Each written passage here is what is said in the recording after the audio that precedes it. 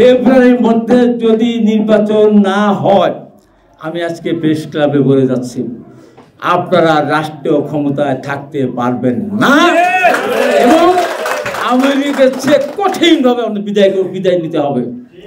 আজ থেকে বিএনপি, ছাত্রদল, যুবদল, বিএনপি পরিবারের প্রত্যেকে বলা থাকবে, রাজনীতি করেন, মন্ত্রী হন, এমপি হন, এবং এই বাচ্চাদেরকে কালকে আমি গেছিলাম একটা মন্ত্রণালয়ে, আপনি বিশ্বাস করেন তাদের চোখ দিয়ে পানি টস টস করে পড়ে। তারা বিশেষ পরীক্ষা দিয়ে চাকরি করতে, চাকরি শেষ সময়ে তারা সচিব হয়েছে। এই সচিবরা যখন একটা ফাইল নিয়ে তার সামনে যায়,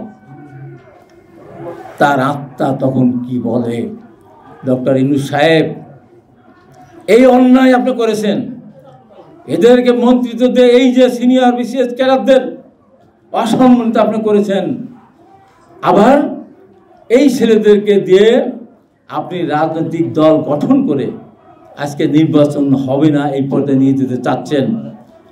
আপনার সৃষ্ট, আমি বলবো এরা আপনার সন্তান, এদেরকে আপনি নিয়ন্ত্রণ করেন। নিয়ন্ত্রণ যদি না করেন, আওয়ামী লীগ যেমন কিছু লোকের কথা শুনে, কিছু বুদ্ধিজীবী সাংবাদিকের কথা শুনে নির্বাচন না দিয়ে যা ইচ্ছা তাই করে বাংলাদেশ থেকে পালিয়ে গেছে, ফেব্রুয়ারির মধ্যে যদি নির্বাচন না হয়, আমি আজকে প্রেস ক্লাবে বলে যাচ্ছি, আপনারা রাষ্ট্রীয় ক্ষমতায় থাকতে পারবেন না এবং আওয়ামী লীগের চেয়ে কঠিনভাবে বিদায় নিতে হবে। আর যারা আমাদের বিরুদ্ধে কথাগুলি বলছেন, শেষ কথা বলে যায়, যখন এই সরকার থাকবে না, প্রত্যেকটা কথা কানায় কানায় কিন্তু সারা বাংলাদেশের শহীদ রাষ্ট্রপতি জিয়া রহমানের নেতা কর্মীকে বুঝে নেবে। সেদিন মজা বুঝবেন কোথাকার পানি কোথায় যায়, যা ইচ্ছা তাই বলে। ওদের জন্মের পূর্বে আমরা এদের রাজনীতি করেছি, আমরা জীবন দিতে গেছি, আজকে তারা আমাদের সম্বন্ধে কাউকে চায় না, সালাউদ্দিনকে ছাড়ে না, তারেক রহমানকে ছাড়ে না, মহাজনকে ছাড়ে না। কি পেয়েছে তারা, কি পেয়েছে?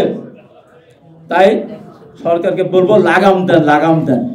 লাগাম না দিলে মহাবিপদ। আজকে 10 মাস এখন ইনভেস্টমেন্ট হয়নি, এরা পদযাত্রা করে 10 দিনের দেশের কথা বল না, মন্ত্রীর কথা বল না, গণতন্ত্রের কথা বল না, শুধু বিএনপির সমালোচনা।